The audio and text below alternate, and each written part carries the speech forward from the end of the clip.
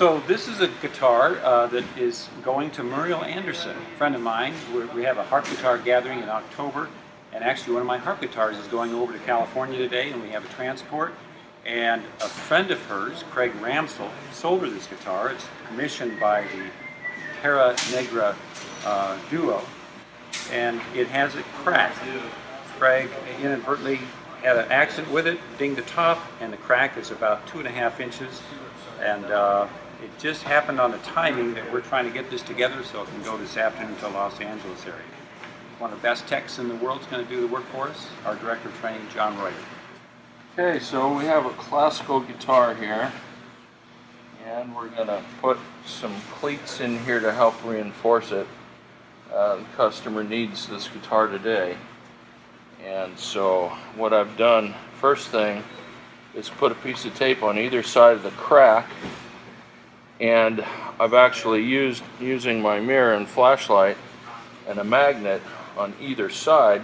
I've put the magnet inside and dragged the magnet on the outside back and forth until I've looked inside and decided that I want to put a cleat right here, and right here, and then I've taken my two magnets out. So this is basically what I call the layout phase, where I figure out exactly where I want to put the stuff. I typically use a magnet, and I've taken just a tiny square of double stick tape and stuck it to the magnet, and my cleat, which is going in there to cover and reinforce the crack, is stuck to the other side of the double stick tape.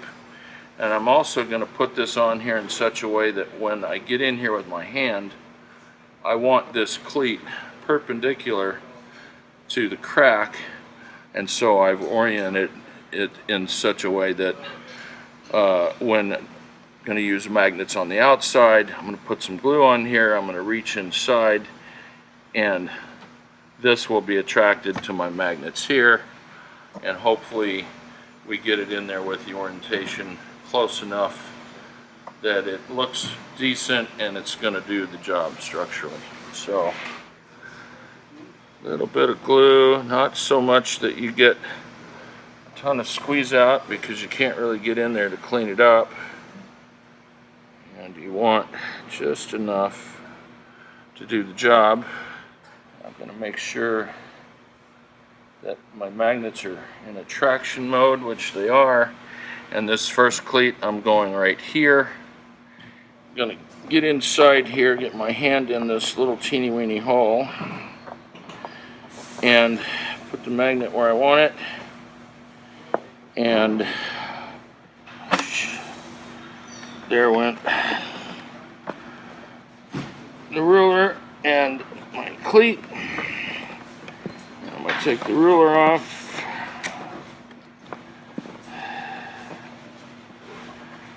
I've got some pickup wires in here, so I'm kind of having to dance around that stuff without trying to mess anything up. Orient it exactly the way I want it.